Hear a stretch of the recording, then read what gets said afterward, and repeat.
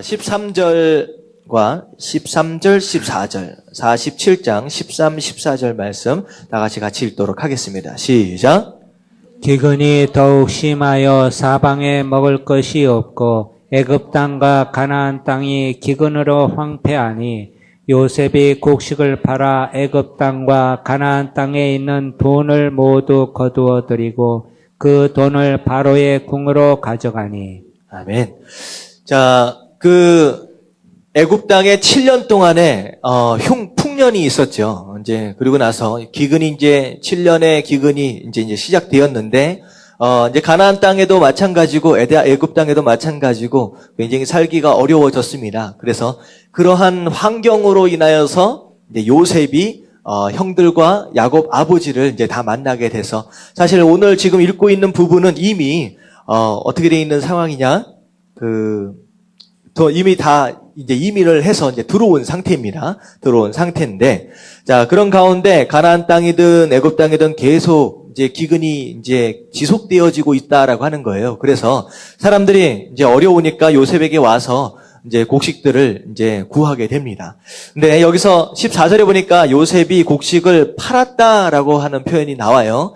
어떻게 보면 가나안에 살고 있는 사람들이다라고 한다면 그 생각을 해봐요. 이방 사람들이니까, 그들에게 있어서는 이방 사람들이고 외국인이니까 돈 주고 파는 게, 돈을 받고 파는 게 맞는 것 같습니다. 근데 지금 어떻게 보면 애국 국민들이 지금 굶어 죽게 생겼다라고 하는 것이죠. 근데 애국 국민들이 이제 먹을 것이 없어서 나왔다라고 했을 때 어떻게 했느냐? 요셉이 애국 국민들에게 공짜로 나눠준 것이 아니라 어떻게 해서 나눠져요? 돈을 받고 이제 팔았다라고 하는 거예요. 근데 아시다시피 지금 요셉이 가지고 있는 곡식들이 어디로부터 온 곡식입니까? 앞에 있었던 7년 동안의 풍년을 통하여서 어떻게 된 거예요? 국민들로부터 걷어들인 세금이었다라고 하는 거죠. 그렇다라고 한다면 그냥 공짜로 좀 나눠줬으면 좋았을 걸 같은데 그렇지 않고 팔았다라고 하는 거예요. 근데 어떻게 보면 우리가 볼 때 이게 좀 요셉이 너무한 거 아닌가 싶을 정도로 어떻게 했느냐? 곡식들을 비싸게 판 것 같아요, 느낌이. 그래가지고 어느 정도 팔았느냐? 그 동네, 그러니까 애굽 나라에 있는 모든 돈들을 싸그리 다 모았어요. 그래가지고 누구한테 다 갖다 줬어요? 바로에게 다 갖다 줬어요. 그러니까 애굽에 더 이상 남은 돈이 없게 된 거예요. 자, 그리고 나서 16절을 보니까 다시 사람들이 가서 이제 음식을 또 더 달라 그러는 거예요. 근데 다 떨어진 거죠. 그랬더니만 뭐가 있느냐? 우린 돈도 없다. 그래서 뭘 갖다가 팔라 그러냐? 그들이 가지고 있는 각축들, 양과 소와 뭐 이런 염소들을 전부 다 팔라는 거예요. 그래서 16절 보니까 이것들까지 다 팔아가지고 다 가지고 옵니다. 근데 이것들 다 팔아가지고 왔는데 다음해가 되니까 또 기근이야. 그래서 어떻게 돼요? 그들이 와가지고 우리가 지금 돈도 없고 돈도 없고 가축도 없고 다 팔았으니까 더 이상 우리가 팔 것이라고는 딱 두 개밖에 안 남은 거예요. 자기들의 몸과 땅밖에 안 남은 거예요. 그냥 이것도 팔아라 해가지고 어떻게 보면요. 오늘 22절까지의 내용 이렇게 보시면 요셉이 애굽 사람들에게 양식을 돈과 가축과 땅 그 모든 것을 가지고 다 사서 지금 어떻게 되는 상황이냐? 이제 다음 화요일 날 말씀으로 넘어가면요. 애굽에 있는 모든 재산이, 땅을 더불어서 모든 재산이 다 누구 것이 돼버려요? 예, 바로 것이 다 돼버립니다. 그리고 나서 23절, 이제 47장 23절에 보면 어떻게 되느냐? 애굽의 국민들까지 다 사버린 거예요. 그래서 그들이 먹고 살 수 있는 유일한 방법은 땅을 나누어줌으로 인하여서 소작을 할 수밖에 없게끔 만들어버렸어요. 그러니까 종자를 주고 농사를 져라. 그리고 거기에 5분의 1씩 세금으로 바쳐라. 그러니까 전부 다 애국 국민이 누구 소유가 돼버렸어요? 전부 다 바로 소유가 돼버렸다라고 하는 거예요. 그런데 참 이거 어떻게 보면 조금 너무 좀 심하지 않느냐라는 생각이 드는데 사실 그런 것 같습니다. 우리가 공짜를 엄청 좋아해요. 공짜라고 한다면 뭐까지 마셔버린다? 양잿물도 먹고 죽는다라고 할지라도 무조건 마시는 거예요. 먹는 거예요. 이게 사람이 이제 한국 사람 뭐 외국 사람도 마찬가지겠죠. 공짜 너무 좋아합니다. 근데 그 생각을 해봤어요. 만약에 요셉이 애굽 사람들에게 돈을 받고 팔지 않고 공짜로 나눠줬다라고 한다면 과연 7년 동안의 기근을 버틸 수 있었을까? 도저히 못 버텼을 것 같아요. 그러니까 공짜라면 하여튼가 다 이렇게 해가지고. 그리고 되게 재밌는 건 뭐냐면요. 그 생각을 해봤어요. 공짜로 누군가에게 주잖아요. 그러면 줄 때는 맨 처음에 줄 때는 너무 고맙습니다. 근데요, 이게 하루, 이틀, 1년, 2년 지속되어지면요, 어떤 느낌이 되느냐? 그 사람이 나를 도와주는 게 뭐처럼 느껴져요? 당연한 것처럼 느껴져요. 그러다가 어느 순간 음식이 떨어져 버려. 그래서 더 이상 줄 수가 없다라는 상황에 벌어지면 그들이 뭐라고 그럴 것 같아요? 왜 안 주냐? 정치를 어떻게 했길래, 경영을 어떻게 했길래 이런 상황이 벌어졌냐. 오히려 지금까지 몇 년 동안 공짜로 도와줬던 건 하나도 기억 못하고 뭐 할 수밖에 없어요? 원망하고 불평하고 욕한다라고 하는 거예요. 근데요, 오늘날 우리 이게 사회가 이제 제가 이제 들어오고 나서 얼마 안 있다가 이제 대선이 있고 그랬었거든요. 근데 그러면서 제가 느낀 것은 뭐냐면 참 공짜 좋아한다라는 느낌이 드는데, 정치가들이 이제 선거를 딱 나올 때마다 뭐예요? 반값 등록금서부터 시작해가지고 전부 다 공짜로 다 준다는 거예요. 하여튼가 이게 말이 되냐라고 하는 거죠. 근데 아무리 생각해도 지금 뭐 세금이 남아서 도는 것도 아닌데 도대체 거기에 대한 재원은 어디서 얻을 거며, 그리고 도대체 공짜로 어디서 어떻게 나눠줄 거냐. 근데요, 재밌는 건 뭐냐면 전부 다 공짜 얘기하니까 공짜 해준다라고 하는데 표를 찍는다라고 하는 거예요. 여러분, 이게 어떻게 보면요, 국민들의 소리를 듣는다라고 하는 게 굉장히 그럴듯하지만 저는 솔직히 그렇게 생각합니다. 이스라엘 백성들 가나안 땅을 향하여서 가나안 땅을 향하여서 광야 가운데 40년 동안 있었던 이스라엘 백성들을 생각할 때 국민들은요, 그렇게 지혜롭지 않아요. 국민들의 소리를 다 들어가지고 나라가 제대로 될 수 있는 것이 아니다라고 하는 거예요. 생각해 보세요. 국민들은요, 당장 나한테 떨어질 수 있는 유익만을 생각합니다. 앞으로 이게 한 달 뒤, 두 달 뒤 이 나라가 어떻게 될지에 대해서는요, 국민들은 별로 관심이 없어요. 이게 솔직하면, 이걸 정치가가 이런 얘기를 하면요, 정치가는 절대 정치 못할 겁니다. 이런 얘기 하면 욕먹을 거예요. 제가 목사이기 때문에 하는 얘기입니다. 국민들은요, 똑똑하지 않아요. 그리고 국민들은 굉장히 이기적입니다. 그래서 당장 자기에게 주어지는 유익, 이거에 목숨을 걸어요. 그리고 나라의 미래는 전혀 생각할 수 있는 게 아니라는 거예요. 그래서 생각해 보세요. 지금 제가 뉴스를 이렇게 보니까 6월 달에 유아들에게 나가는 그 뭐 있잖아요. 그게 6월 달 정도에 떨어진대요. 나 진짜 그 뉴스를 보고서 되게 황당했어요. 얼마 전까지만 해도 다 공짜로 준다고 해놓고서 당장 6월 달에 바닥날 예산도 생각도 안 하고 그냥 무조건 말을 하는 거야. 여러분들은 누가 제대로 된 정치가인지 여러분들 곰곰이 생각해 볼 필요가 있습니다. 그냥 공짜로 무조건 퍼준다라고 하는 그 정치가가 진짜 나라를 위한 정치가인지, 아니면 또 다른 계획과 나라를 미래를 생각하는 그 정치가가 어떤 누군지 우리가 좀 곰곰이 생각할 필요가 있다라고 하는 거. 그래서 우리가 국민의 한 사람으로서 표를 찍을 때 곰곰이 생각해서 이기적인 생각을 좀 버리고 제대로 된 표를 찍으실 수 있게 되길 주님의 이름으로 축원합니다. 제가 누구 찍으라고 얘기 안 했어요. 정치적으로 편파적으로 지금 얘기하고 있지는 않습니다. 그러니까 이런 거예요. 요셉을 한번 보세요. 절대 공짜로 안 나눠줘요. 나라를 경영함에 있어서 무엇이 지혜인지를 아는 사람이에요. 자, 보세요. 요셉이 결국은 그렇게 해가지고 소장농, 나라를 전부 다 나라 국민들을 거의 종삼아 버렸습니다. 그런데 재밌는 건 뭐냐면 25절, 47장 25절 같이 한번 읽어볼게요. 47장 25절 다 같이 시작. 그들이 이르되 주께서 우리를 살리셨사오니 우리가 주께 은혜를 입고 바로의 종이 되겠나이다. 자, 뭐를 얘기하고 있느냐? 소장용이 돼서 세금을 하나하나 다 바쳐야 되는 상황이 됐음에도 불구하고 그들은 요셉을 향하여 내가 무엇을 입었다라고 얘기해요? 은혜를 입었다라고. 사람은 이런 겁니다. 이런 거예요. 어떻게 보면 요셉은 돈 받고 다 산 거예요. 다 판 거예요. 그럼에도 불구하고 이들에게 어떻게 했느냐? 이게 사실 이게 경영이고 정치인 것 같아요. 그들로 하여금 은혜가 뭔 줄을 알도록 한다라고 하는 거예요. 그래서 저는 그 생각을 해봤어요. 하나님께서 만약에 우리가 필요한 모든 것을 정확하게 우리가 필요한 그때에 다 들어주시고 계신다라고 한다면 우리가 과연 하나님의 은혜를 알 수 있을 것이냐라고 하는 거예요. 우리 아마 하나님에 대해서 은혜롭게 생각하지 않을 거예요. 다 채워진다라고 한다면, 내가 원하는 딱 그때에 그냥 무조건 채워진다라고 한다면 은혜를 알 수가 있는 게 인간의 모습이 아니다라고 하는 거예요. 오히려 우리에게 순간순간 부족함이 있고 부족함으로 인하여서 간구하고 기도할 수 있는 이런 기회들을 허락하시는 것 자체가 하나님께서 우리를 너무나도 잘 아시기 때문에 이런 부족함을 때때로 허락하시는 것이 아니냐라고 하는 거예요.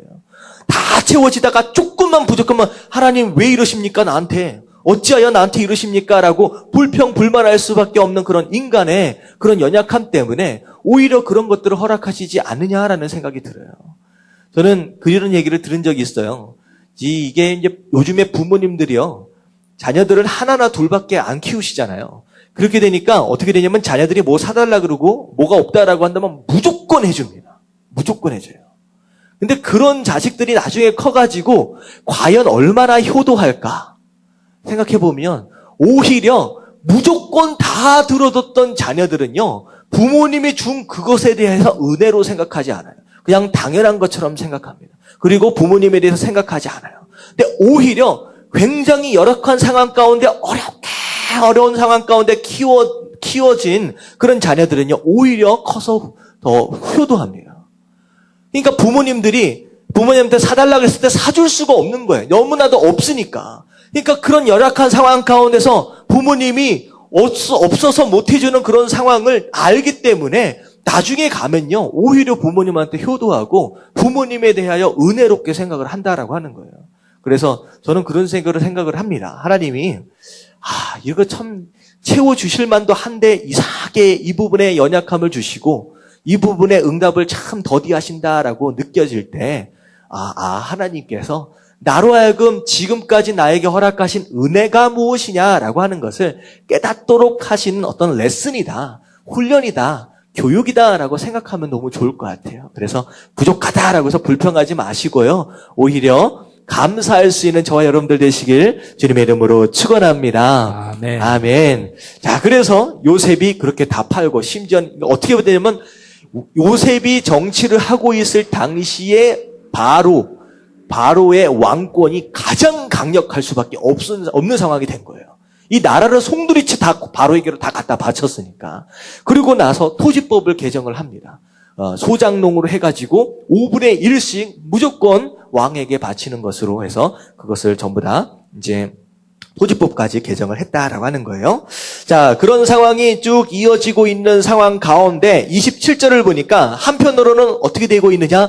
이스라엘 족속 야곱의 아들들, 그 후손들이요, 점점 생육하고 번성하였다라고 이제 기록을 하고 있습니다. 자, 그리고 난 뒤에 28절을 보니까 어느덧 야곱이 애굽 땅에 들어온 지 몇 년이 지났느냐? 17년이 됐습니다. 자, 지금 야곱의 나이가 몇 살 정도 됐을까요? 147년. 이건 이제 130에 들어왔어요. 130. 이 야곱이 바로를 만나서 고백했던 거 있잖아요. 오래 살지 못했다. 내가 130년 살았다라고 얘기했잖아요. 17년 됐으니까 이게 147년 된 겁니다. 자, 17년이 지났어요. 덕은 이제 29절을 보니까 이제 내가 죽을 때가 가까웠구나라는 생각에 자, 요셉을 부릅니다. 불러서 무엇을 약속을 받느냐? 내가 죽거든 어디에 묻어달라? 뭐라고 나와요? 여기. 어디에 묻어달라? 가나안. 조상이 묻힌 곳. 어느 땅이에요? 가나안. 가나안 땅, 헤브론 땅에다 묻어달라. 다시 말하면 요셉은 이 애굽 땅에 내려오기 전, 17년 전 하나님의 약속을 기억하는 거예요. 뭐라고 말씀하셨느냐? 담대하라, 내려가라. 하지만 너는 거기에 머물러 있게 아니라 다시 어떻게 된다? 가나안 땅으로 올라올 것이다 라고 하는 하나님의 약속을 아직까지 마음 가운데 품고 있는 거예요. 그래서 나는 여기에 묻힐 사람이 아니라 나는 가나안 땅, 하나님께서 약속하신 그 가나안 땅으로 올라갈 사람이니까 나를 거기다 묻어달라라고 얘기를 합니다. 그래서 요셉이 이제 약속을 하게 되지요. 자, 그리고 나서 이제 48장으로 넘어옵니다. 자, 48장으로 넘어와요. 자, 누군가가 요셉을 찾아왔어요. 야곱이 병들었습니다. 곧 있으면 죽게 생겼습니다. 라고 하니까 이 요셉이요, 자, 무엇을 생각했느냐? 빨리 가서 뭘 받아야 되겠다? 복 받아야 되겠다. 아버지로부터 받는 축복을 받아야 되겠다라고 해서 자기의 아들 둘이 있었어요. 이름이 므낫세하고 에브라임입니다. 자, 1절을 보면 48장 1절을 보면 곧 두 아들 므낫세와 에브라임과 함께 이르니라고 나와 있어요. 자, 므낫세가 먼저 나와요. 다시 말하면 누가 형이에요? 예, 므낫세가 형입니다. 성경에 이제 이름들이 기록되었을 때 이 순서가 어떻게 보면 굉장히 커다란 의미를 이제 가지고 있어요. 여기에서는 이제 므낫세가 먼저 나와요. 므낫세가 형입니다. 근데 이 말씀이 조금 넘어 내려가서는요, 이게 이제 5절에 보면 이 순서가 바뀌어버립니다. 에브라임과 므낫세로 바뀌어버려요. 어떻게 보면 이제 나중에 야곱이 축복을 할 때 손을 엇갈려서 축복을 하는 것으로 말미암아 누가 장자의 복을 받느냐? 오히려 에브라임이 차자가 오히려 장자의 축복을 받음으로 말미암아 이 순서가 바뀌는 거예요. 그래서 이 순서들도 우리가 조금 이제 말씀을 읽을 때 조금 유념해서 볼 필요가 있습니다. 그래서 사도행전에 보면요, 어느 몇 장까지는 앞에 부분까지는요 바나바하고 바울이에요. 바울과 바나바가 아니라 바나바하고 바울이에요. 다시 말하면 그 선교 리더십을 누가 가지고 있었느냐? 바나바가 가지고 있었어요. 근데 어느 순간에 중반기로 딱 넘어가면서 갑자기 이 순서가 딱 바뀝니다. 바울과 바나바로 바뀌어요. 그러니까 이 순서까지도 굉장히 중요합니다. 그래서 여기 보니까 므낫세와 에브라임은 데리고 가서 이제 축복을 받습니다. 자, 축복을 받는데, 자, 5절 말씀 한번 같이 한번 읽어볼게요. 48장 5절 말씀 다 같이 시작. 내가 애굽으로 와서 내게 이르기 전에 애굽에서 네가 낳은 두 아들 에브라임과 므낫세는 내 것이라. 르벤과 시므온처럼 내 것이 될 것이요. 자, 야곱이 이야기를 하는 거예요. 분명히 므낫세와 에브라임인데 지금 야곱이 요셉아가 얘기할 때는 이미 순서가 바뀌어 있습니다. 에브라임과 므낫세. 그러니까 마음으로 이제 서로 이제 축복을 바꿔서 주겠다라고 마음을 먹은 것 같아요. 자, 근데 뭘 약속하느냐? 뭘 축복하느냐? 에브라임과 므낫세가 내 것이다라고 얘기를 하면 내 것이다. 내 것이다. 이게 이제 굉장히 커다란 의미가 있습니다. 그러니까 내 것인데 무엇처럼 내 것이냐? 루벤과 시므온처럼 내 것이 될 것이다라고 하는 거예요. 자, 이게 무슨 뜻이냐면요. 원래는 에브라임과 므낫세가 야곱의 관계에 있어서 뭐가 돼요? 사실은 손자입니다. 요셉이 아들이고 요셉이 아들이니까 손자예요. 근데 지금 여기서 내 것이다라고 하는 것은 무슨 개념이 되느냐? 얘네들이 누구 아들들이 된다는 거예요? 내 아들이 된다라고 하는 거예요. 그러니까 내 것이다, 내가 내 아들들이다라고 가져가 버리는 겁니다. 근데 이게 엄청난 축복을 갖는 게 무엇이냐? 원래는 이스라엘의 12지파 하면요, 요셉이 11번째로 들어가 있어야 맞는 거예요. 근데 이 말씀으로 인하여서, 그러니까 여기서 얘기하고 있는 야곱의 축복으로 인하여서 요셉의 아들들, 에브라임과 므낫세가 큰 아버지 서열로 그냥 올라가 버리는 거예요. 그러니까 몇 대 손 이런 식으로 계열이 있잖아요. 우리 한국들도 그거 굉장히 중요한데 네가 몇 대 손이냐, 뭐 6대 손이다, 5대 손이다 하면 나이가 비슷함에도 불구하고 작은 할아버지가 되고 뭐 이런 식으로 되잖아요. 근데 이런 개념처럼 원래는 이제 손자인데 이게 아들로 승격이 되면서 어떻게 되느냐? 에브라임과 므낫세가 큰 아버지들과 함께 이 아들들, 야곱의 아들들의 축복을 함께 한 몫씩 가져가는 거예요. 그래가지고 요셉이 아니라 요셉이 육적으로 보면 이 아버지로부터 2배의 축복을 가져가게 됩니다. 그래서 여기가 이제 그 내용이 되는 거예요. 자, 그래서 큰 아버지들 서열로 이렇게 올라가게 됩니다. 자, 그리고 나서 이제 야곱이 요셉에게 이런 얘기를 하는 거예요. 축복을 하는 가운데 11절 같이 한번 읽어볼게요. 11절 다 같이 시작. 요셉에게 이르되 내가 내 얼굴을 보리라고는 생각하지 못하였더니 하나님이 내게 내 자손까지도 보게 하셨도다. 자, 야곱이 요셉에게 이제 얘기를 하는 거예요. 사실은 야곱이 요셉이 어떻게 되었었다라고 생각을 했었느냐? 죽었다라고 생각했어요. 그래서 더 이상 요셉은 보지 못할 것이다라는 어떤 그런 마음 가운데 그렇게 평생 살았잖아요. 그런데 지금 와서 그 요셉의 아들들을 축복하면서 느끼는 거예요. 야, 내가 네 얼굴도 못 볼 것이다 라고 생각했는데 지금 이제 와서 보니까 누구를 보는 거예요, 지금? 너의 아들들, 내 손자까지를 보면서 내가 이렇게 축복하게 됐구나라고 얘기를 하면서 무엇을 얘기하느냐? 하나님의 은혜를 얘기를 합니다.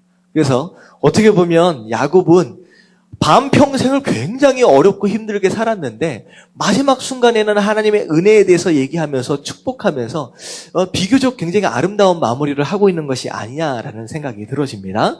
자, 그리고 나서 이제 12절을 보니까 요셉이 이제 아버지 무릎 사이에 지금 끼어 있는 에브라임과 므낫세를 바깥으로 잠깐 몰아내요. 이게 약간 밀어내요. 그런 다음에 자기가 아버지에게 절을 합니다. 그리고 나서 자, 오른손 13절에 보니까 요셉이 자기의 오른손으로 에브라임을 이스라엘 야곱의 왼손 쪽으로 붙이는 거예요. 그리고 요셉이 자기 왼손으로 므낫세를 야곱의 오른손 쪽으로 향하게 한 거예요. 그러니까 어떻게 보면 서로 마주보고 있으니까 손이 밖에 있는 상태지요. 그렇다라고 한다면 야곱이 축복할 때 오른손 밑에는 지금 누가 내려와 있는 겁니까? 지금 므낫세가 내려와 있는 거예요. 자, 왼손으로는 에브라임이 내려와 있는 거예요. 자, 그렇게 해서 장자의 축복은 오른손으로, 그리고 차자의 축복은 이제 왼손으로 줄 수 있도록 딱 배치를 시켜놓은 거죠. 지금 야곱이 약간 눈이 어두워 있는 상태입니다. 잘 못 봐요. 그렇기 때문에. 그랬는데 갑자기 이스라엘 야곱이 손을 펼칠 때 어떻게 펼치느냐? X자로 딱 펼쳐요. 그러고 나서 어떻게 하느냐?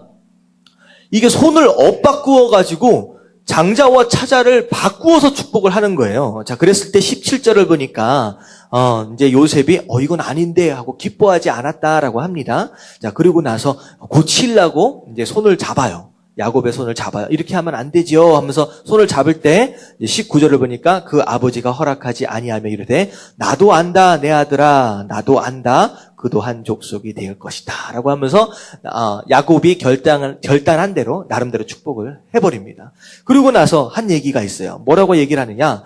그도 한 족속이 되어 그도 크게 되려니와 그의 아우가 그보다 큰 자가 되고 그의 자손이 여러 민족을 이루리라 하고 그날에 그들에게 축복하여 이르되 이스라엘이 너로 말미암아 축복하기를 하나님이 내게 에브라임 갖고 므낫세 갖게 하시리라 하며 에브라임을 므낫세보다 앞세웠더라 라고 해서 축복을 해요. 근데 이 야곱이 이 요셉에게 말하고 있는 의도는 무엇이냐?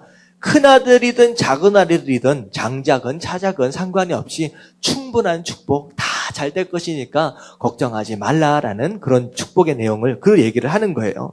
근데 이 야곱의 말을 이제 제가 이제 묵상을 하면서 그 생각을 해봤어요. 우리가 비교를 잘합니다. 비교를 잘해요. 내가 이런 축복을 받았어요. 근데 나보다 옆에 있는 사람이 나보다 조금 덜한 축복을 받으면 내 기분이 어떨 것 같아요? 상대적으로 굉장히 좋아집니다. 굉장히 행복해져요. 근데 갑자기 나랑 가까운 누군가가 나보다 조금 더 좋은 축복을 받은 것 같아. 그러면 조금 전에 행복했다가 갑자기 이 행복이 어떻게 돼요? 순식간에 사라집니다. 갑자기 마음이 확 상해지는 거예요. 이게 사람이 이제 비교함에 있어서 나타나게 되는 행복과 불행의 반복적인 상황들이라는 거예요. 누가 그랬대요. 이게 이제 큰 맘 먹고 좋은 핸드백을 하나 샀다라고 하는 거예요. 요즘 핸드백들이 엄청 비싸잖아요. 명품 핸드백을 딱 사가지고 나가가지고 자랑하려고 친구들을 딱 만났는데 친구가 딱 들고 나온 핸드백을 딱 보니까 자기가 정말로 사고 싶었는데 너무 비싸서 못 사고 양보했던 그 핸드백을 가지고 나온 거야. 사실은 이거 자랑하려고 딱 나갔는데 행복해서 나갔는데 그 핸드백을 딱 보는 순간 마음이 어떻게 돼요? 갑자기 내 인생 왜 이렇게 됐냐? 갑자기 불행해지는 거예요. 여러분들 이게 인간의 간사함입니다. 근데 하나님은 뭐라고 말씀하시는 거냐? 충분한 복들을 내가 알아서 다 주고 있다라고 하는 거예요. 그러니까 요셉이 생각된 장자의 축복은 더 귀한 것이고 차자의 축복은 덜한 것이다라고 하는 어떤 인간적인 비교적인 개념 안에서 얘는 이거 받아야 되고 쟤는 저거 받아야 된다라고 생각하는 거예요. 근데 하나님은 그게 아니라는 거예요. 너에게 맞는 그 축복을 내가 알아서 준다. 다만 비교하지 말라는 거예요. 여러분들 주신 축복을 무조건 감사하시길 주님의 이름으로 축원합니다. 아멘. 비교하는 순간 그게 자체가요 재앙이에요, 재앙. 누구의 가정도 비교하지 마십시오. 누구의 여러분들 남편들이 있고 아내가 있잖아요. 누구와도 비교하지 마십시오. 이게 그때 비교하는 순간서부터 재앙이 찾아오게 됩니다. 어떤 가정이든 누구도 마찬가지예요. 교회도 마찬가지예요. 교회도 마찬가지예요. 비교하지 마십시오. 여러분들에게 주어진 그 축복이 하나님께서 지금 우리에게 가장 좋은 것으로 지금 채워주고 알아서 채워주고 있다라고 하는 거, 여러분들 그런 믿음이 있어야 된다라고 하는 거, 여러분 감사하시길 주님의 이름으로 축원합니다. 아멘. 아멘. 걱정하지 말라는 거예요. 알아서 다 맞는 축복 해주니까 걱정하지 말라라고 얘기를 합니다. 자, 그리고 나서 이제 야곱이 요셉에게 그 얘기를 하는 거예요. 22절을 보니까 내가 내게 내 형제보다 세겜 땅을 더 주었나니, 이 말이 바로 그 말이에요. 지금 세겜 땅이라고 하는 것은 가나안 땅을 얘기를 하는 겁니다. 근데 이 야곱이 요셉에게 너에게는 너희 형제들보다 가나안 땅을 더 줬다라고 얘기하는 거예요. 얼마만큼 더 줬어요? 사실은 2배를 더 준 거예요. 에브라임과 므낫세가 하나씩 가져감으로 말미암아 2배씩 받은 거예요. 그래서 이제 2배씩 더 줬다라고 이제 얘기를 하면서 확인을 시켜줍니다. 자, 그리고 나서 이제 여기서부터 이제 중요합니다. 49장부터 지금 에브라임과 므낫세를 다 축복을 하고 나서 이제 야곱이 느낄 때 내가 이제 죽을 때가 됐구나라고 느껴서 아들들을 다 모읍니다. 12아들들을 다 모아서 첫 번째 아들부터 전부 다 축복을 하는 장면이 지금 49장에 나오는 거예요. 자, 이게 볼게요. 1절 말씀 한번 읽어보도록 하겠습니다. 다 같이 시작. 야곱이 그 아들들을 불러 이르되 너희는 모이라. 너희가 후일에 당할 일을 내가 너희에게 이르리라. 자, 야곱이 그 아들들을 축복하면서 뭐라고 얘기를 하면서 축복하느냐? 후일에 당할 일을 너희에게 이르리라. 마치 예언적인 이제 그런 축복이라는 거예요. 장차 너희가 어떻게 될 것이다라고 하는 거. 근데요, 이 말씀을 쭉 읽어보면요, 이제 먼저 말씀을 드리겠습니다. 이건 축복이 아니라 거의 저주인데? 라고 생각될 만한 것이 반 이상이에요. 딱 읽어보면 이건 거의 저주인데? 라고 생각되는 게 반 이상이에요. 근데 마지막 부분에 보면 이게 축복이다라고 얘기를 합니다. 야곱이 그의 아들들을 축복했다라고 얘기해요. 분명히 저주예요. 말도 안 되는 얘기들을 해요. 근데 이게 축복이다라고 하는 거예요. 이게 무슨 개념이냐면요, 이런 거예요. 좋은 일, 이제 내가 원하는 거, 좋은 일들이 다 이루어진다라고 하는 것이 과연 우리에게 축복이겠느냐라고 하는 거예요. 예를 들어 이런 겁니다. 어떤 사람이 참 겸손해요. 참 괜찮은 사람이에요. 법 없이도 살만한 사람이에요. 근데 이 사람이 갑자기 돈을 많이 벌더니만 겸손도 사라지고 갑자기 모백에 힘이 딱 들어가더니만 교회도 안 다니고 하나님 멀리 떠나버렸다라고 한다면 그에게 있어서 돈은 축복일까요? 저주일까요? 저주라는 거예요.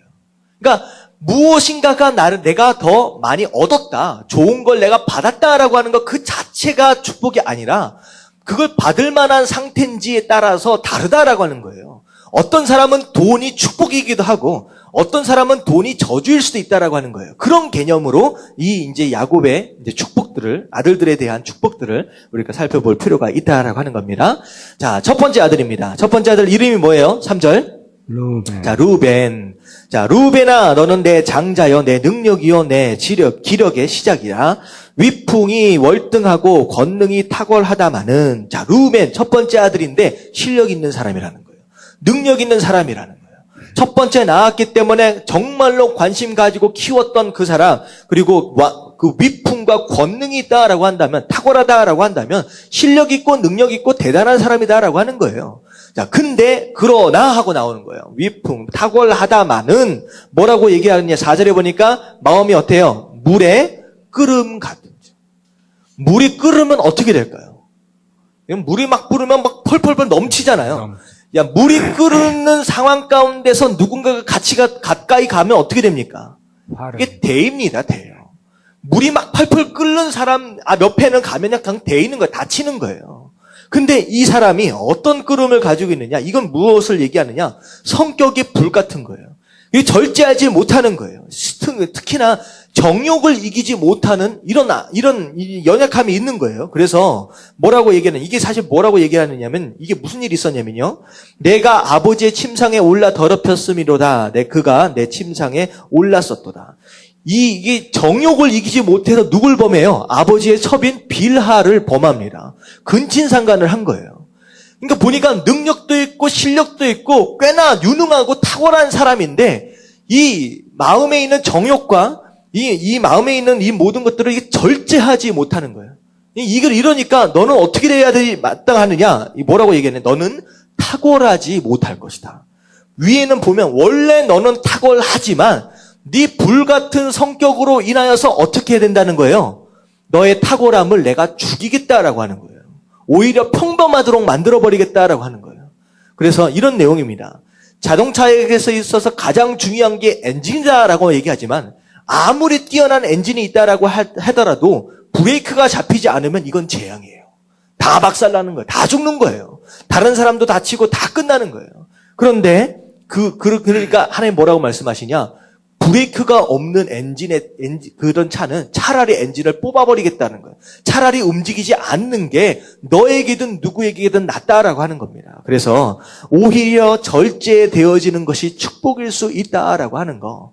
이런 사람이 있다라고 하는 거예요. 실력 있고 능력 있지만 성질을 못 이겨가지고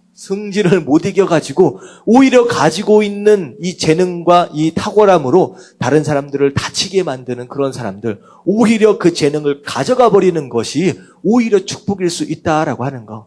여러분들 혹시나 이런 불같은 성질, 물의 끓음 같은 그런 성격을 가지고 있는 분들은요, 빨리 시키시길 주님의 이름으로 축원합니다.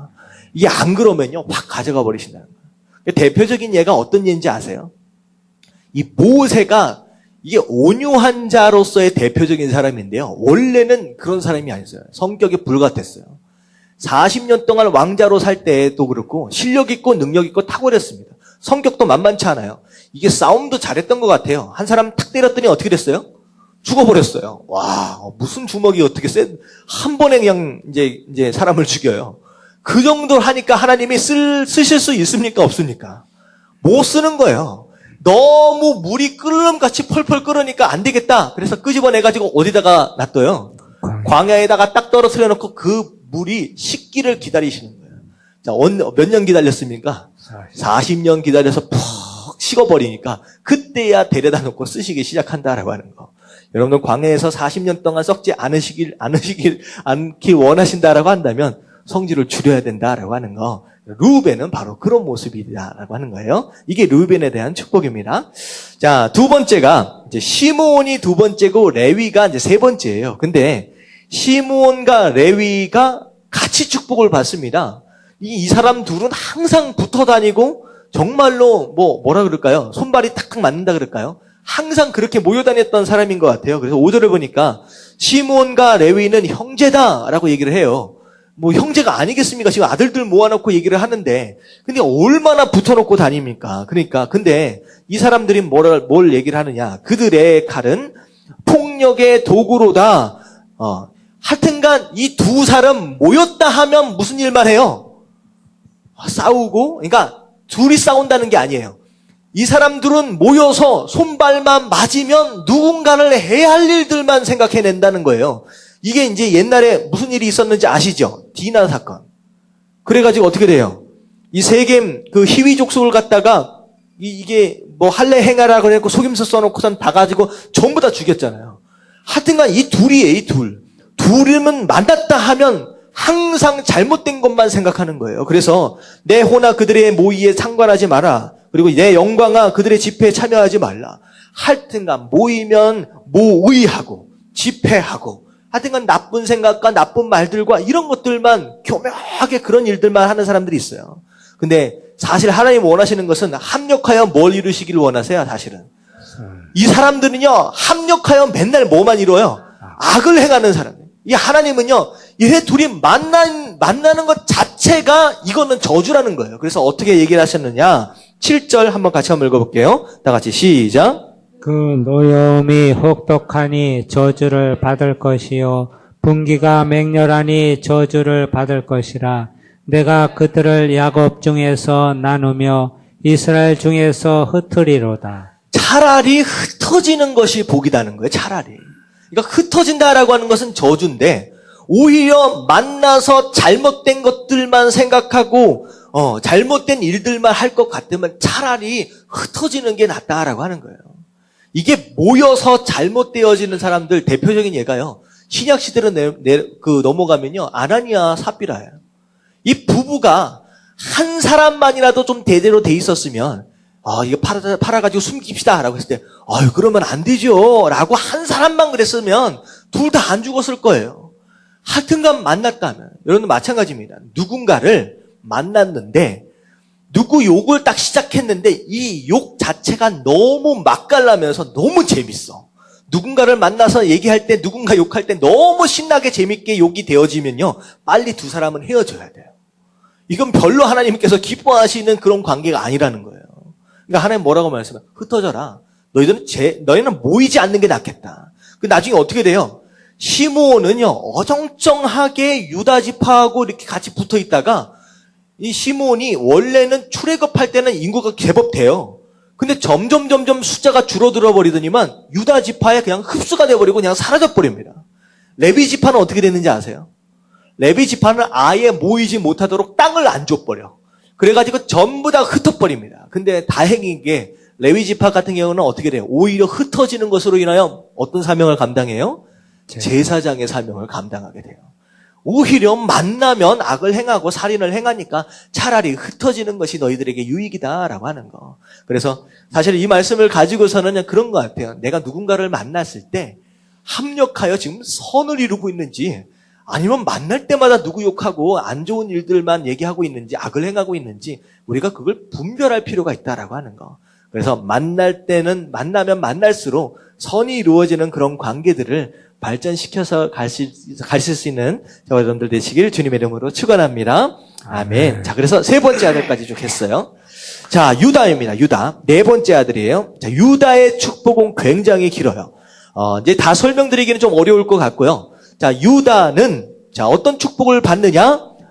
영적인 장자의 축복을 받습니다. 영적인 장자의 축복을 받아요. 자, 8절 말씀이에요. 자, 너는 내 형제의 찬송이 될지니라. 유다라고 하는 이름의 뜻이 무슨 뜻이에요? 찬송이라는 뜻이에요. 하나님을 찬양합니다 라는 그런 뜻입니다. 근데 내 손에 내 원수의 목을 잡겠고 내 아버지의 아들들이 내 앞에서 절하리로다. 다시 말하면 영적인 권위를 너희 지파에게 주겠다라고 하는 거예요. 그리고 유다는 사자 새끼로다. 사자라고 하는 것은 무엇을 상징하느냐? 왕을 상징합니다. 자, 내 아들아. 자, 쭉 넘어가서 그 사자를 좀 비유를 해요. 그리고 나서 10절을 보니까 자, 규가 유다를 떠나지 아니하며. 규가 뭔지 아세요? 규? 이 왕이 이제 지팡이처럼 들고 있는 거 있잖아요. 이 왕의 권력을 상징하는 겁니다. 이게 너의 손에서 떠나지 않는다라고 하는 것은 결국은 유다 지파 안에서 누가 나온다?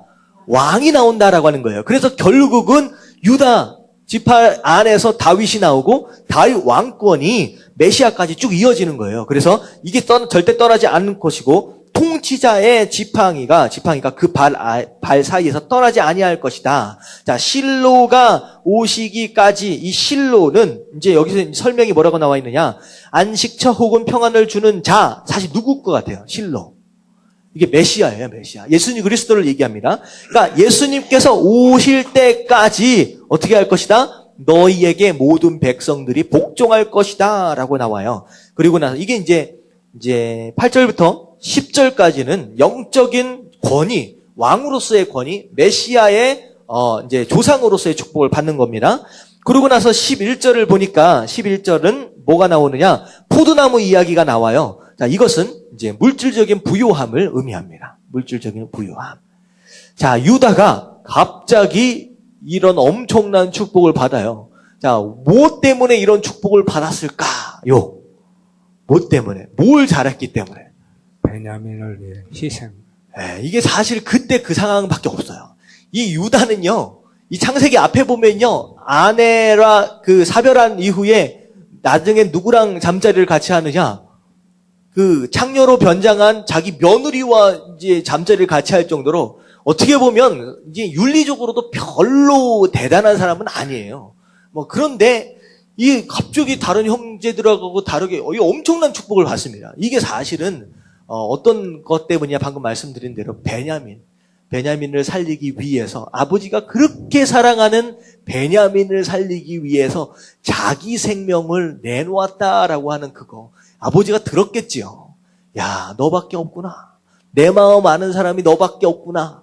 그러니까 마지막 순간에 완전히 다 쏟아주는 거예요. 엄청난 축복을 유다에게 해줍니다.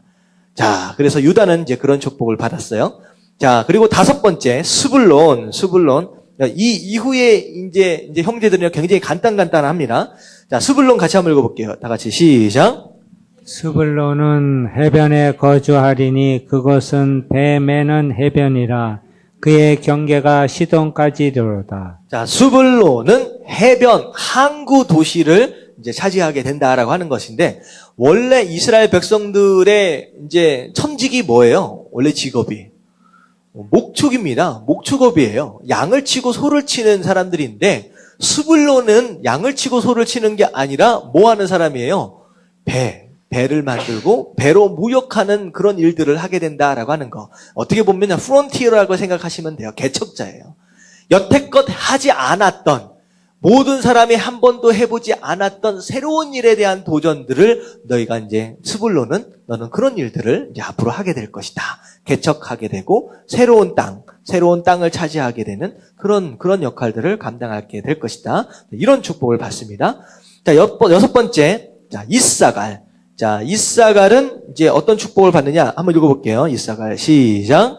이사갈은 양의 우리 사이에 꿇어 앉은 건장한 나귀로다. 그는 쉴 것을 보고 좋게 여기며 토지를 보고 아름답게 여기고 어깨를 내려 짐을 메고 앞제 아래서 섬기리로다. 자, 이거 잘 알아야 돼. 이스갈은요, 원래 어떤 사람이냐? 건장한 나귀로다. 건장한. 그러니까 힘이 있고, 능력이 있고. 근데 나귀다라고 하는 것은 힘들고 어려운 일들도 이제 묵묵히 잘 감당하는, 그러니까 보이지 않는 곳에서 섬길 줄 아는 그런 은사를 가지고 있는 사람이에요. 근데 이 사람이 지금 뭐 하고 있느냐? 꿇어 앉아 있다라고 하는 거예요. 왜 꿇어 앉아 있느냐? 쉴 곳을 보고 좋게 여기며 토지를 보고 아름답게 여긴다. 그러니까 사실 실력은, 은사는 섬기는 은사, 그런 은사를 받았는데 뭐 하는 사람이냐? 엄청 게으른 거예요. 쉴 자리만 찾는 거예요. 그랬더니만 어떻게 돼요? 나중에 결국은 섬기게 되는데 어느 아래서 섬기게 된다? 앞제 아래서 섬긴다는 거예요. 그러니까 코가 끼어가지고 억지로 섬길 수밖에 없는 상황이 되어버린다라고 하는 거. 여러분들, 이왕 할 바에는요, 좋은 말 할 때 섬기시길 주님의 이름으로 축원합니다. 이게 그런 얘기예요. 이사갈 잘 섬길 수 있는 사람이에요. 열심도 있는 사람이에요. 근데 게으름 피우고 안 하려고 하고 농땡이 피우니까 어떻게 해요? 코골이 딱 해가지고 너 이리 와 하고 끌어다가 억지로 섬길 수밖에 없는 상황이 된다라고 하는 거. 강제로 섬긴다라고 하는 거. 여러분, 자발적으로 섬기는 게 그게 더 큰 축복인 줄로 믿습니다. 이 이사갈은 그렇게 억지로 된다라고 하는 거예요. 자, 단이라고 하는 것은요. 이제 간단히 보면 단은 17절에 보면 길섭의 뱀이요 샛길의 독사로다. 말굽을 물어서 그 탄자들을 뒤로 떨어뜨리게 하리로다. 여호와께서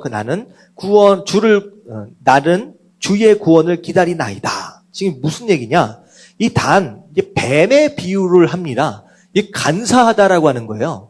그리고 누군가를 상하게 만드는 어떤 그런 이제 자질을 가지고 있는 거예요. 그래서 이게 사실은 야곱이 뭐라고 얘기하느냐? 하나님 앞에 뭘 기도했느냐? 하나님 얘 좀 구원해 주세요라고 기도해 준 거예요. 이 단은 하여튼간 뭘 하면 간사하게 사람들 당쳐주고 아프게 만들고 잘못된 길로 자꾸 인도하고 막 그러니까 이 야곱이 이 단을 향하여서는 하나님 얘 좀 구원해 주세요라고 이제 기도를 한 거예요. 자, 갓입니다. 갓. 여덟 번째. 갓은 군대의 추격을 받으나 도리어 그 뒤를 추격하리로다. 그러니까 갓은 첫 번째 이제 앞에 부분에는 누군가로부터 쫓김을 받아요. 하지만 뒤에는 어떻게 돼요? 오히려 쫓아가는 인생, 역전의 인생을 산다라고 하는 거예요. 비록 앞으로 어려움과 힘든 일들이 있지만 결국은 어떻게 된다는 거예요? 누가 이긴다? 갓이 이제는 이기게 된다. 역전하게 되는 그런 인생을 살게 된다라고 하는 거예요. 자, 9번째 아셀입니다. 아셀 한번 읽어볼게요. 다 같이 시작. 아셀에서 나는 먹을 것은 기름진 것이라 그가 왕의 수라상을 차리리로다. 자, 수라상을 차린다. 아셀은 뭘 하든 뛰어난 거예요. 그러니까 곡식을 농사를 진다라고 하면 농사에서 나온 열매가 왕에게 바칠 정도로 뛰어난 것들을 작품을 만들어낸다라고 하는 것이죠. 그래서 뭘 하든지 탁월함이 있는 사람, 뭘 하든지 재능이 있어서 멋있는 작품을 만들어내는 사람, 바로 그런 사람이 바로 아셀이다라고 하는 겁니다. 자, 10번째 납달리입니다. 납달리. 자, 보면 납달리는 노인 암사슴이라 아름다운 소리를 바라는도다. 아름다운 소리는 좋은 소식을 의미합니다. 이 납달리는 가는 곳마다 사람들을 즐겁게 하고 유익하는 어떤 그런 소식을 전하는 그런 사람이다라고 하는 거예요. 근데 사실 이게 굉장히 중요한데 하여튼간 어딜 가든지 불평하고 불만하고 욕하고 하여튼 그런 사람들이 있어요. 나쁜 소식들이잖아요. 그러면요 사람들로부터 마음이 우울하게 만드는 거예요. 근데 이 납달리 같은 사람은요 어떤 그룹에든 어떤 공동체든 들어가면 항상 좋은 얘기 해주고 칭찬해주고 격려해주고 이런 소식들을 전해주는 거예요. 그러면 이 사람 한 사람만 있으면 공동체가 막 행복해지고 가정도 막 행복해지고 막 그런 사람들, 바로 그런 사람들을 의미하는 겁니다. 자, 10번째까지 왔어요. 자, 넘어가겠습니다. 자, 11번째 누구예요? 드디어 요셉에게 나와 있어요. 요셉. 간단하게만 이제 설명을 하면 22절만 한번 읽어볼게요. 다 같이 시작. 요셉은 무성한 가지 곧 샘 곁에 무성한 가지라 그 가지가 담을 넘었도다. 자, 요셉을 무엇에 비유하고 있느냐? 샘 곁에 심겨진 나무에 비유합니다. 나무가 자라려면 뭐가 필요해요? 물이 필요하잖아요. 근데 그 물이 너무나도 필요한데 그 나무가 지금 어디서 옆에 심겨져 있느냐? 샘 옆에 심겨져 있다. 이 나무에게 있어서 부족함이 있어요? 없어요? 없다라고 하는 거예요. 없다. 하나님께서 알아서 모든 것들을 다 공급해 주시고 모든 것을 다 채워주신 가운데 부족함이 없는 그런 삶을 살게 될 것이다 라고 이야기를 해줍니다. 축복을 해줍니다. 근데 중요한 건 뭐냐면 무성한, 그러니까 막 이파리들도 많아지는 거예요. 근데 무성한 가지가 어떻게 된다? 담을 넘어. 그 가지가 담을 넘었도다. 무슨 얘기냐? 여기서 많은 사람들이 샘 옆에 심겨진 나무다라고 하는 것으로 부족함이 없다라고 하는 것에서 멈춰요. 근데 중요한 것은 뭐냐면 이 야곱이 요셉을 축복할 때 뭘 축복한 것이냐? 너는 나무가 되어라라고 하는 거예요. 너는 담장을 넘는 나무가 되어라라고 하는 거예요. 이건 나무는 어떤 존재냐라고 하는 거예요. 나무는 유익을 주는 존재예요. 다른 사람에게. 그러니까 샘 옆에 심겨짐으로 인하여 무성해져 버렸다라고 하는 것에서 멈추는 것이 아니라 그로 인하여 가지가 어딜 넘어가요? 담장. 내 담 안에만 있는 게 아니라 담장 밖을 넘어가는 거예요. 그래서 누구에게 유익을 준다? 내가 아닌 남에게 유익을 주는 그런 삶을 산다라고 하는 거예요. 그래서 이 야곱은 요셉에게 너는 나무가 되어라. 그래서 그런 책 있잖아요. 아낌없이 주는 나무. 정말 어렸을 때, 정말 요 조그맣을 때는 자라가지고 나중에 이파리가 생기고 나중에 어떻게 돼요? 열매도 주고 그늘도 주고 심지어는 잘려가지고 집도 짓고 하지만 결국은 마지막에 밑둥까지 남아가지고 어떻게 돼요? 거기에 앉아서 쉴 수 있는 그런 공간까지 주는 정말로 아낌없이 주는 나무로서의 삶을 살아라라고 하는 그런 축복입니다. 그래서 우리 삶 가운데 샘 옆에 심겨졌다라고 하는 것으로 만족하는 게 아니라 그것으로 인하여 무성한 가운데 담장을 넘는 남들에게 유익을 주는 그런 삶을 살아야 한다라고 하는 것을 이야기하는 것이요. 마지막입니다. 베냐민. 다 같이 읽을게요. 시작. 베냐민은 물어뜯는 일이라 아침에는 빼앗은 것을 먹고 저녁에는 움킨 것을 나누리로다. 자, 이게 축복인지는 잘 모르겠습니다. 이 베냐민이요, 막내예요. 이 막내이기 때문에 막내만이 가지고 있는 이 똥꼬지, 그 얘기를 하는 거예요. 뭐든지 달라고 떼쓰고 안 주면 어떻게 해요? 심지어 물어 뜯어서까지도 쟁취하고 많은 이런 똥꼬집을 가지고 있는 이 막내입니다. 그래서 어떻게 보면 이 베냐민은 움켜서 나누리로 다 하고 끝나버려요. 이게 무슨 얘기냐? 너는 좀 고집불통이니까 네 자신을 좀 알라라고 하는 거기서 끝나버립니다. 그래서 사실은 이제 혹시 막내이신 분 계십니까? 막내들은 이런 것들이 좀 있어요. 꼭 고집 부리고 꼭 원하는 거 물어 뜯어서라도 내가 차지하고 말겠다. 이거 바꿔야 된다라고 지금 얘기를 하는 거예요. 여러분들 마음으로 새기시길 주님의 이름으로 축원합니다. 아멘. 자, 12아들 다 살펴봤어요. 어떻게 보면 이게 저주인지 축복인지 애매하지만 이제 뭐라고 얘기하느냐? 28절 뒤에 보니까 그들에게 축복하였으니 곧 그들 각 사람의 뭐대로 분량대로 축복하였도다. 12아들 다 알아서 하나님이 맡게끔 심지어 경고의 메시지도 있고요. 뭐 그런 메시지도 있지만 오히려 또 그런 것 자체가 축복이다라고 얘기를 합니다. 자, 그리고 나서 야곱이 죽었어요. 자, 죽어서 어디에 죽게 되는데 잠깐만요. 33절에 죽게 되는데 33절 바로 직전에 31절에 야곱이 마지막 유언으로 나를 어디다 묻어달라라고 고백을 얘기를 하냐면 자 보세요. 31절만 같이 한번 읽어볼게요. 다 같이 시작. 아브라함과 그의 아내 사라가 거기 장사되었고 이삭과 그의 아내 리브가도 거기 장사되었으며 나도 레아를 그곳에 장사하였노라. 자, 이 마지막이요. 지금 레아가 지금 어디에 묻혀 있어요? 지금 아브라함이 묻혀 있는 바로 그 땅에 묻혀 있는 겁니다. 지금 마지막으로 죽기 전에 유언으로 남긴 게 무엇이냐? 나로 하여금 어디 옆에 묻어달라? 레아 옆에 묻어달라라고 하는 거예요. 저는 이게 되게 의미심장합니다. 원래 야곱은 누굴 더 사랑했어요? 라헬을 더 사랑했습니다. 근데 마지막에 묻어달라고 했을 때 나를 레아 옆에 묻어달라라고 하는 이 고백이 어떤 의미 속에서는 어떻게 보면 마지막 눈을 감는 순간 평생 기억에 남는 나의 아내는 야곱에게 있어서는 누구라는 거예요? 레아다라는 생각이 드는 거예요. 라헬을 선택하지 않습니다. 이거 보면 레아와 라헬을 우리가 인생을 좀 비교할 필요가 있어요.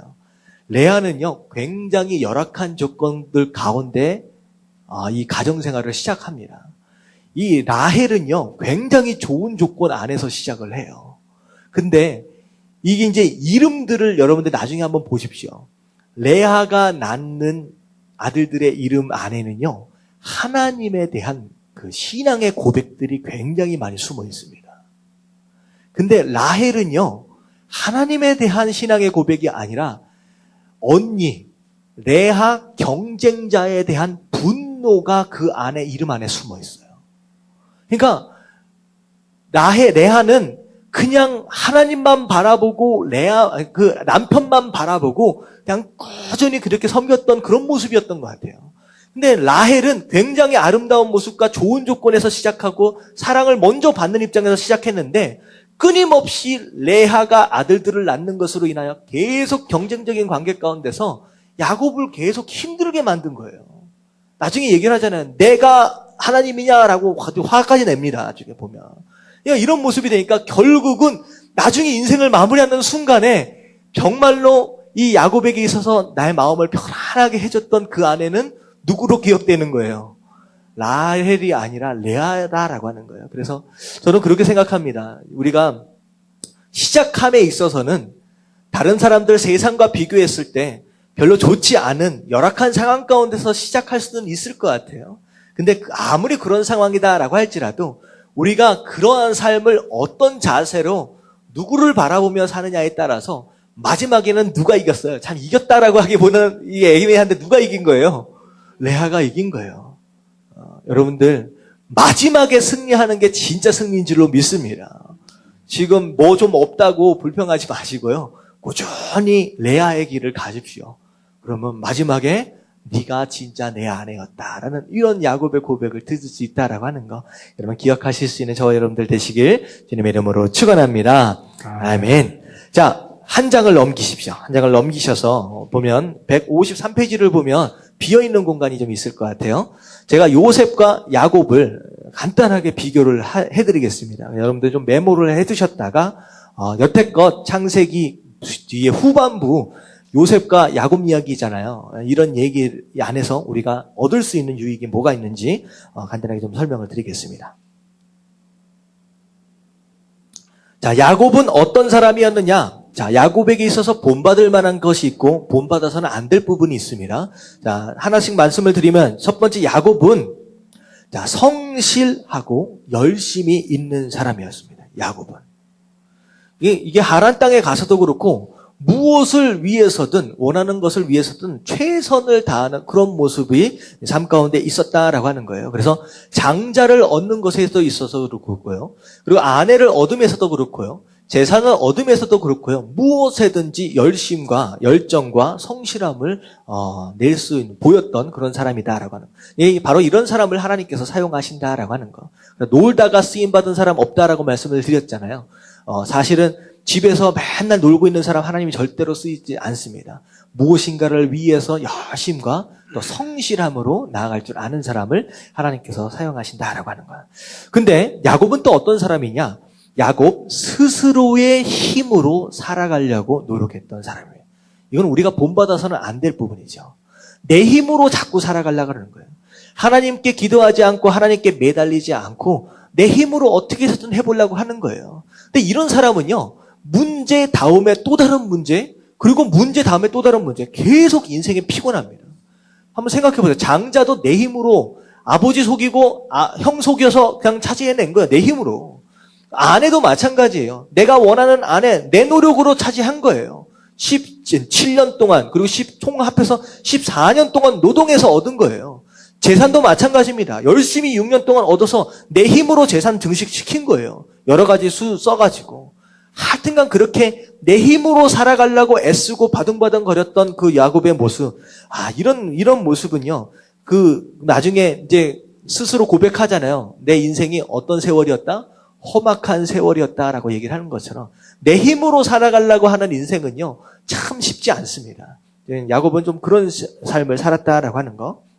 그리고 세 번째, 야곱은요. 집착하는 삶을 살았어요. 태어나는 순간에 뭐에 집착했어요? 장자권에 집착했어요. 그리고 아내를 얻음에도 그렇고 라헬에게 집착했어요. 그리고 나중에는 자식 낳아서 누구에게 집착했어요? 요셉에게 집착했어요. 요셉 잃어버리니까 나중에 어떻게 돼요? 베냐민에게 집착해요. 그러니까 뭐든지 눈에 보이는 무엇인가에 집착하는 삶을 살았어요. 그러니까 한순간도 마음이 편할 날이 없는 거예요. 뭔가 싶어요. 그러니까 집착하고 있는 이 무엇인가를 내가 얻기 위해 항상 스트레스 가운데 살았고요. 그리고 이것을 언제 잃어버릴 수 있다라고 하는 스트레스 가운데 사는 거예요. 나중에 어떻게 되니? 하나님이요. 요셉 다 가져가 버리는 거예요. 베냐민도 가져가 버리시는 거예요. 그러니까 자꾸 집착하니까 오히려 집착하는 그 무엇인가로부터 자유하기 위해서 하나님이 뺏어가 버리십니다. 그러니까 베냐민도 뺏어가려고 하시니까 나중에 야곱이 뭐라 그래요? 야곱, 내가 잃으면 내가 잃으면 잃을 것이다. 야곱이 아니라 베냐민. 베냐민을 내가 잃으면 잃을 것이다 라고 고백하는 거예요. 하나님 앞에 딱 내려놓는 거예요. 야곱은 딱 보니까 집착하는 삶, 빼앗기기 전까지 끊임없이 집착하는 그런 삶을 살았다라고 하는 거. 오히려 집착하면 안 된다라고 하는 거. 그리고 나서 야곱이요 바뀌었어요. 이제 애굽에 들어와서 많이 바뀌어나서 이제 야곱이 어떤 삶을 살았느냐? 마지막 삶은 어떤 삶을 살았어요? 야곱은 축복하는 삶을 삽니다. 인생의 반평생 이상을요. 130살까지 내 힘으로 살라고 하고 집착하는 삶을 살고 이렇게 살다가 시간 낭비 다 하고 그다음 이 130살이 돼서야 깨닫게 돼요. 그래서 그때서야 하나님의 사람으로 변화되어지면서 그리고 나서는 바로를 만날 때도 자기가 먼저 축복을 합니다. 그래서 축복하는 삶 그리고 오늘 말씀까지 보세요. 마지막 인생의 마무리를 하는 순간까지 자녀들을 쭉 축복하는 모습을 보면서 축복하는 삶을 삽니다. 자, 그리고 야곱은 마지막 순간에 뭘 기억하고 있느냐? 약속을 붙드는 삶을 삽니다. 마지막까지 나는 가나안 땅으로 가야 해 라고 하는 하나님께서 주신 약속을 붙들면서 어떻게 보면 마지막 후반기에는 야곱이요 제정신을 좀 차리고 그렇게 살아가는 모습을 봅니다. 그래서 야곱 같은 경우는 어떤 부분에는 좀 좋은 점들이 있고요. 어떤 부분은 우리가 좀 닮으면 안 되는 부분들, 그런 부분들이 있습니다. 자, 요셉은요, 닮으면 안 되는 부분을 찾기가 사실 쉽지가 않아요. 그래서 많은 이제 그 신학자들이 얘기를 할 때 구약 성경 성서 가운데 예수님을 가장 많이 닮은 사람이 누구냐라고 얘기할 때 보통 요셉을 얘기를 합니다. 예수님의 삶을 가장 많이 닮은 사람으로 이제 보통 표현이 돼요. 쭉 설명을 좀 드릴게요. 자, 첫 번째는요, 요셉은 어떤 삶을 살았느냐? 꿈을 바라보는 사람이에요. 요셉을 얘기할 때 꿈을 얘기하지 않으면 뭐 스토리가 전개가 안 되겠죠. 근데 요셉은 처음부터 꿈과 동시에 꿈을 바라보는 사람이었습니다. 그래서 인생 전체가 꿈으로 인하여서 움직여지는 삶을 살았다라고 하는 거. 그래서 꿈은 다시 말하면 오늘날 무엇을 말하느냐? 하나님의 말씀을 의미합니다. 하나님의 말씀을 의미해요. 그래서 우리의 인생이 요셉과 같은 삶을 산다라고 했을 때 말씀에 의해서 이끌려가는 그런 삶을 살아야 한다라고 하는 거, 그게 바로 요셉에 있어서 우리가 본받아야 할 부분입니다. 그리고 요셉도 야곱과 더불어서 비슷해요. 성실함과 열심과 또한 순종하는 모습을 굉장히 많이 닮았어요. 그래서 어린 시절 형들을 어떻게 있는지 가서 보고 와라라고 했을 때 아버지 말에 순종해요. 그리고 또 종살이 할 때도 그렇고 감옥살이 할 때도 정말로 열심을 다하고 성실한 모습을 이렇게 보이게 됩니다. 자, 그리고 세 번째, 요셉은 어떤 삶을 살았느냐? 성실함과 열심은 곧 그것으로 인하여 무엇이 나타나느냐? 유능함이 나타나요. 그러니까 성실함과 열심 있는 사람은 탁월함과 유능함이 나타납니다. 근데 요셉에게 있어서 탁월함과 유능함보다 훨씬 더 중요한 그 내용은요, 정직함이에요. 정직함. 이 종살이와 감옥살이와 총리로 있었을 때 그 요셉 위에 있던 그 권위자가 요셉에게 모든 걸 다 맡겨버립니다. 다시 말하면 신뢰했다라고 하는 거예요. 유능한 사람에게 사람들이 맡기지 않습니다. 신뢰할 만 할 때 맡기는 거예요. 오늘 얘기했잖아요. 돈으로 다 받고 팔았어요. 그리고 곡식을 갖다가 그 가축들과 땅을 가지고 다 팔았는데 요셉 자기 집으로 들여온 게 하나도 없어요. 누구에게로 다 가져갑니까? 바로에게 다 가져가는 거예요. 뭐 하나 숨김이 없이 전부 다 주인을 위해서 정직한 모습으로 보인다라고 하는 거예요. 그러니까 정직한 그런 모습으로 인하여 주인들이 전부 다 신뢰할 수밖에 없었다라고 하는 거죠. 그래서 요셉이 우리가 본받아야 할 부분은 이런 정직함입니다. 오히려 유능함보다 훨씬 더 중요한 덕목인 것 같아요. 자, 그리고 요셉은 자, 네 번째죠. 기본 원리에 충실했던 사람입니다. 기본 원리에 충실했던 사람이에요. 요셉이 애굽 땅에 가가지고 인생은 이렇게 살아야 합니다라고 하면서 뭐 하나님에 대해서 전도했다, 뭐 했다 그런 내용 거의 없어요. 그냥 요셉은 그야말로 종살이면 종살이, 감옥살이면 감옥살이, 총리면 총리, 자기가 해야 하는 가장 기본적인 원리에 충실했던 사람이에요. 누군가를, 세상을 내가 바꿔야 되겠다, 내가 이 애굽을 뭐 변화시켜야 되겠다, 그런 노력한 적이 없어요. 그냥 자기에게 맡겨진 그 일에 충실했던 사람이에요. 이런 게 무슨 내용이냐? 뭐 우리 교회는, 우리 가정은 하면서 불만을 얘기하는 사람이 있어요. 뭐 우리 가정은 사랑이 없어, 우리 교회는 뭐 기도가 없어, 뭐 하여튼 뭐 이런 내용들 있잖아요. 내 주변에 있는 그런 환경들을 자꾸 변화시키려고 애쓰는 게 아니라 기도가 없다라고 느껴지면 누가 기도하면 돼요? 내가 기도하면 돼요. 내가. 사랑이 없다라고 한다면 누가 사랑하면 돼요? 내가 사랑하면 돼요. 요셉은 바로 그런 사람이었다는 거예요. 누구에겐가 기도해야 돼, 사랑해야 돼, 하나님 믿어야 돼 얘기하지 않았어요. 그냥 자기가 해야 할 그 일을 그냥 해요. 그러니까 어떻게 돼요? 나중에 힘이 생기고 영향력이 생기니까 자연스럽게 사람들이 하나님을 믿게 되는 거예요. 자연스럽게 요셉의 영향력 안으로 사람들이 빨려 들어오게 되는 겁니다. 그래서 여러분들 누군가를 향해서 이렇게 해야 돼, 저렇게 해야 돼 얘기하지 마십시오. 특별히 가장이신 남편들이나 어머니들이나 자녀들이나 남편들이나 아내들이 주변에 있는 가정을 향하여서 이렇게 해야 돼, 저렇게 해야 돼 얘기하지 마세요. 그냥 자기가 그냥 하시면 돼요. 자기가 하면 그 영향력 안에서 사람들이 빨려 들어오게 됩니다. 그러니까 요셉은 그런 삶을 살았다는 거예요. 자기가 해야 하는 일에 충실했던 사람이다라고 하는 거. 자, 그리고 다섯 번째입니다. 자, 요셉은 13년 동안의 시간들을 준비하는 과정으로 활용했던 사람이에요. 그러니까 시간을 낭비하지 않았던 사람입니다. 종살이를 하든 감옥살이를 하든 앞으로 내 꿈이 이루어지기 위해 필요한 그 모든 것들을 알아서 그때에 준비했던 사람입니다. 그래서 평소에 준비했던 바로 그런 사람들. 자, 그리고 여섯 번째죠. 여섯 번째, 요셉은 인내와 기다림의 사람이었다. 꿈이 이루어진다라고 하지만 몇 년 기다려요? 13년을 기다려야 했어요. 근데 꿈이 이루어질 것을 믿음으로 인내와 기다림. 생각해 보세요. 저는 그렇게 생각합니다. 술 빚는 관원이 딱 나가는 순간, 이제야 내 인생이 이제 피겠구나라고 엄청 기대했을 것 같아요. 그러고 나서 몇 년 기다려요? 그러고 나서 2년 기다려요. 와, 저는요, 그 이전에 11년 기다렸던 것보다 그 이후에 2년 기다린 게 더 힘들었을 것 같아요. 언제쯤 소식이 올까? 생각해 보세요. 종살이 할 때는 누가 종에서 풀어줄 줄 기대하지 않잖아요. 감옥살이를 할 때도 마찬가지입니다. 근데 무엇인가를 기대하게 되는 그 순간 사람은 조바심 나서 못 견디는 거예요. 이 술 빚는 관원 나갔는데 왜 이렇게 소식이 없나? 2년 기다리는. 하지만 요셉이 그런 조바심이 아니라 오히려 믿음으로 끝까지 인내하고 기다렸기 때문에 하나님의 뜻이 그때 이루어질 수 있었다라고 하는 거. 그게 또 인내와 기다림입니다. 자, 그 다음에가 무엇이냐? 하나님께 영광을 돌리는 사람이라네요. 꿈을 해석은 자기가 하는 거예요, 실질적으로. 하나님께서 주신 영감으로 하는 건데, 바로 앞에서 누가 한다라고 얘기해요? 꿈 해석은 내게 있는 것이 아니라 하나님께 있는 것이다. 모든 영광을 내게로 가지고 오는 게 아니라 하나님께로 가져갑니다. 그것으로 인하여서 바로는 요셉을 어떤 사람으로 보느냐?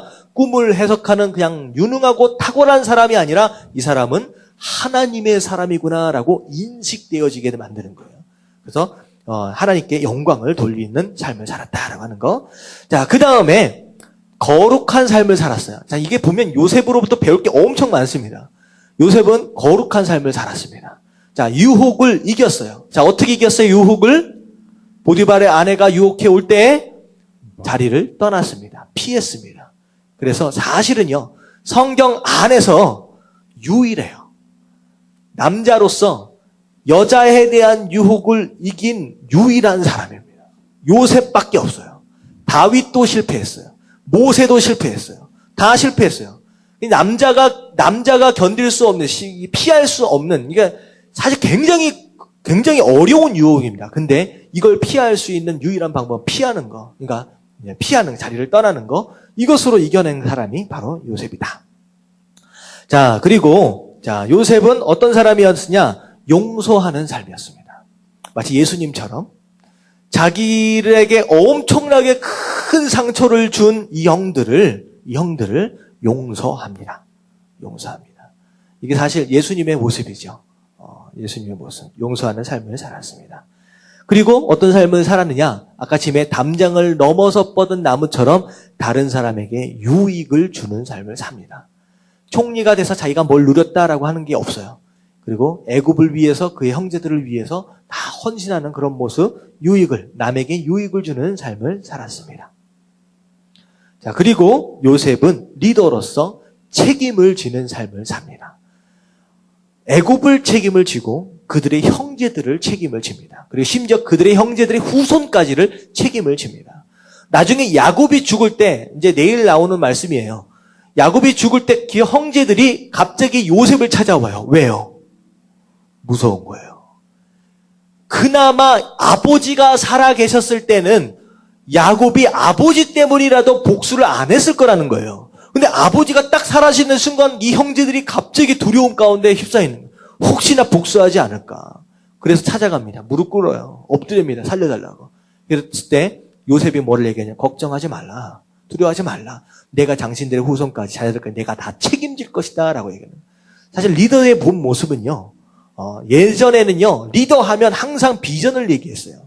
어디를 향하여 가자. 리더에게 있어서 가장 중요한 게 비전이다 라고 얘기했는데 오늘날에는 리더에게 있어서 가장 중요한 건 책임감입니다. 내가 당신을 책임지겠습니다. 나를 따라오면 내가 목숨을 걸고서라도 당신을 책임지겠습니다. 라고 이 책임이 되게 중요합니다. 책임지는 리더를 따라간다라고 하는 거예요. 그리고 마지막엔 죽어서도 꿈을 말하는 사람입니다. 죽어서라도 꿈을 말하는 사람이에요. 요셉이 죽었어요. 죽을 때 뭐를 얘기하느냐? 내 유고를 반드시 가나안 땅으로 나갈 때 가지고 나가라. 너희들은 반드시 가지고 떠날 날이 올 텐데 반드시 가지고 나가라. 그러니까 이스라엘 백성들의 마음 가운데 뭘 심어주느냐? 여기가 우리가 살 집이 아니라 언젠가는 떠나야 할 사람이다라고 하는 그런 마음을 자기의 뼈를 통해서라도 그것을 꿈으로 남기게 되는 사람입니다. 그러니까 죽어서도 말하는 사람이에요. 야곱은. 이게 시간이 너무 없어서 이 많은 얘기들을 좀 했는데 여러분들 지금 이제 같이 큐티를 좀 해오신 분들은 야곱과 요셉에 대해서 쭉 살펴보면서 이런 내용들을 좀 많이 이제 정리가 좀 됐을 것 같아요. 그래서 야곱 같은 경우는 연약함이 사실 많습니다. 어떻게 보면 야곱의 인생을 보면요, 참 우리의 인생과 많이 비슷해요. 어느 순간 정신을 차린 것 같은데 또 원점으로 돌아가고 또 놓은 것 같은데 또 집착하고 이런 모습을 보면서 참 야곱이 어쩌면 우리랑 더 닮은 것 같다는 생각이 듭니다. 근데 이걸 내려놓고 하나님 앞에 올려드릴 때 우리가 더 성숙해지는 삶이 될 수 있다라고 하는 거. 그리고 요셉은요, 제가 한 11가지인가 뽑은 것 같아요. 11가지, 12가지인가 뽑았는데 더 많습니다. 근데 요셉, 예수님을 너무나도 많이 닮은 요셉이에요. 우리 교회 이름이 뭡니까? 예담교회예요. 봐야 아시죠? 예담교회예요. 예수님을 닮아간다라고 했을 때 어떻게 보면 요셉의 삶을 우리가 좀 보면서 예수님을 닮는다라고 하는 것이 어떤 모습이냐라고 하는 것을 우리가 조금 더 좀 보고 이렇게 닮아가려고 애쓰시는 저와 여러분들 되시길 주님 이름으로 축원합니다. 아멘. 자, 창세기 내일 모레까지 해서 화요일까지 마무리가 돼요. 결국은 이제 야곱도 죽고요. 이제 마무리가 쭉 되어집니다. 우리가 창세기를 사실 거의 2번 본 거나 다름없죠. 작년 말에 창세기 개괄적으로 한번 봤고요. 그리고 이번에 1월달, 2월달, 3월달까지 해가지고 이게 3개월 동안 본 것 같아요. 이게 한번 좀 정리를 했는데 창세기가 굉장히 중요합니다. 그래서 창세기 안에서 하나님께서 우리에게 들려주시려고 하는 그런 메시지들을 놓치지 마시고 담아가지고 그렇게 사시길 주님의 이름으로 축원합니다. 아멘.